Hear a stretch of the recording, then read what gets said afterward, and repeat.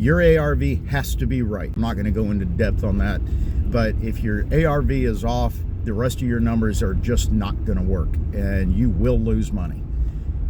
Second is repairs. In other words, we need a repair budget and we need a repair scope. This is after you've already got a preliminary, just a rough quote. Now, here's the key metric here. You can, in some cases, do it cheaper than we could do it. But when we analyze this, we have to look at it as if we are going to take this property back. What is it going to cost us to get this deal done, to get it finished? Now, credit will not kill a deal. It may change what the interest rate is, but it's not going to kill your deal.